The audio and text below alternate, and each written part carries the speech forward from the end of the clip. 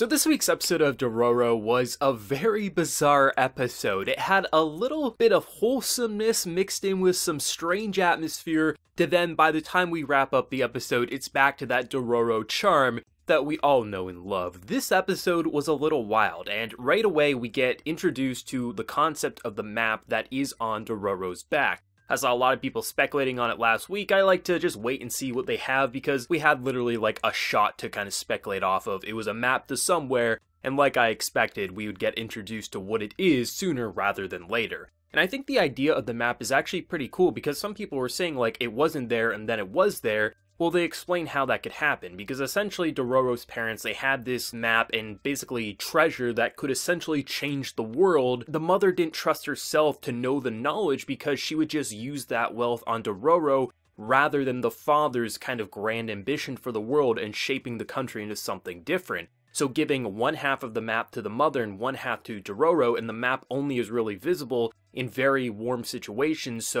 and because Dororo's only been bathing in cold water, things like that, it explains why the map's never shown up till now, and before the mother died, she did show the map to Dororo. I think that's actually a pretty clever way of explaining why the map wasn't there before, because we have seen Dororo's back before, but this was the first time that they've ever actually been in a warm bath, so it actually makes a whole lot of sense and also sets the future of the series in a pretty interesting direction. Because we know Hyakkimaru's drive is to regain his body, kill demons, that's all he knows. And I like how the priest is kind of giving this extra layer, saying like, well, what happens once you get your body back? Is your entire reason just to destroy Diego's land, or is there going to be something more to your life? And this amount of wealth that could be stored somewhere could actually be something that could change the entire world for the better if it really is this large sum of gold, or something that really could shape more than just their own lives, but the lives of countless others. And I think that's really interesting, because where does the show go once he regains his body? Because he will probably regain his body before the show completely wraps up, and this kind of quest to get gold or fortune or wealth or power literally shaped the foundation of this entire kingdom,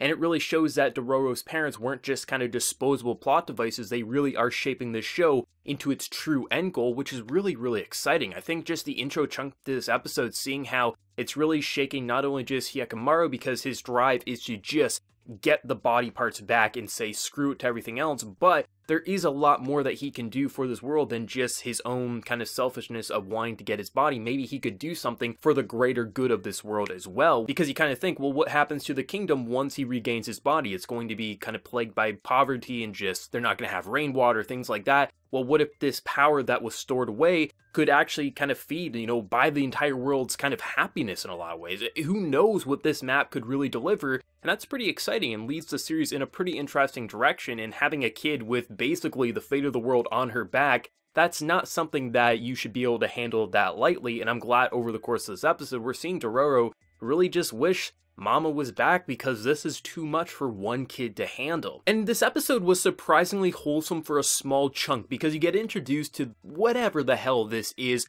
a ghoul that is just disturbing, thinking Dororo is its mama. Like, what the hell? It was such a disturbing and wholesome scene, all wrapped up into one, and I love how Hyakkimaru just doesn't care. If it's not a demon, he's gonna keep on walking. It's such a messed up scene, because Dororo is actually terrified for her life, and then Hyakkimaru is like, not a demon, later. I love it, because he's not even trying to be funny, but it's a natural, humorous scene because it's so ridiculous. The concept, though, of basically like this almost like moth demon that he's going to be fighting in next week's episode is pretty interesting, because we get introduced to these spirits because there's this temple that apparently was an orphanage, which wasn't the best orphanage, beating kids, working them to death, and then after their couple years were up, selling them off to basically slavery. And then you see the most disturbing character we've seen in a while, because you don't know what to think. Even though he had some kind of red glowing aura going off of him, that isn't really a red flag to me, because most lords in this land probably have killed a soldier or two to get to where they are. He wasn't like cloaked in red,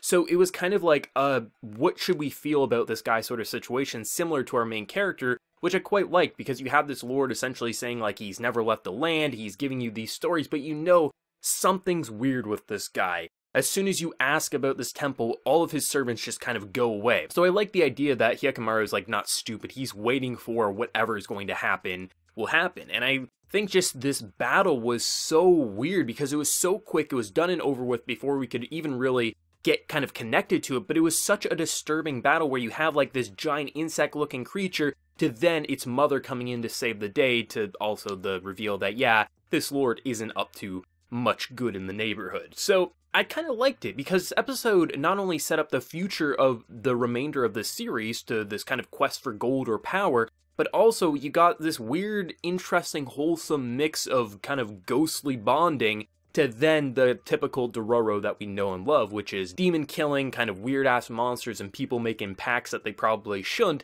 And this episode was just, it really highlights just how much the style of the show can really kind of change and evolve episode to episode while still keeping on the current track of our main character wanting to get his body back, but also reminding you that his quest will shape the entire world, but now maybe him shaping the world might actually have a positive rather than a negative if that map can lead to something that will affect the masses rather than just their own lives, which is pretty interesting. The voice acting was really good in this week's episode. I think Dororo's really almost hopelessness and really just wishing the mother was still there is what really stood out to me, because this is a kid who unfortunately has to travel across the land by herself, and it's nice to see that when you learn that essentially you have the fate of the world on your back, it's nice that a kid didn't just rise to the occasion, but rather cry herself to sleep wishing the mother was still around.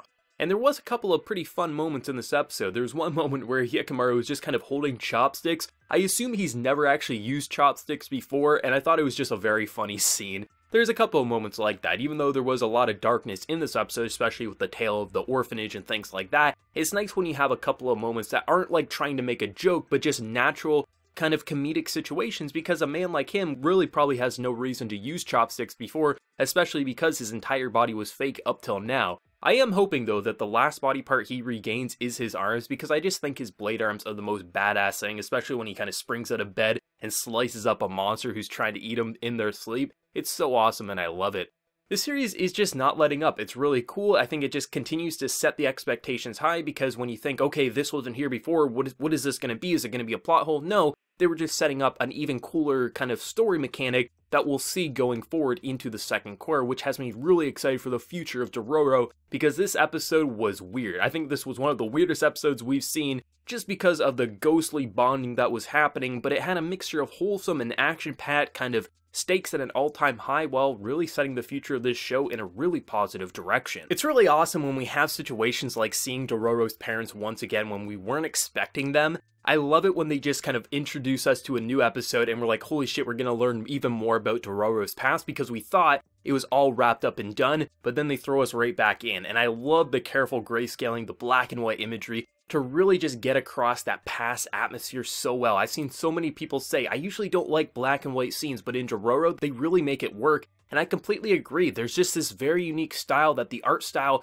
really pops in black and white all the more. This series has such style and substance, and I absolutely adore it. One of the things I'm most excited to learn is why I'm pretty sure he's been killing demons. It wasn't just ghouls for the past few episodes, but he hasn't been regaining body parts, and that's clearly going to have some significance going forward into the second core. And will he regain a body part when he kills this kind of like moth demon, or will he once again just be stuck with how he currently is? And I think there's going to be a reason for that. We just got to wait and see what's going to happen. A lot of people like to jump to the conclusion that things don't make sense. Like I saw a lot of people last week say the map wasn't there, but now it is. That doesn't make any sense. Well, you got to wait and see what the story's going to do. You can't really claim plot hole until you've seen the entire story, and then you can look back and say, well, they didn't explain this, so this is a mistake. A lot of people like to jump onto that word plot hole a little too soon, I find, especially with series such as Dororo, which has proven that they have a clear plan and direction that they want this series to head in, and it's up to us to watch it unfold. And once we see it completely unfold, then we can determine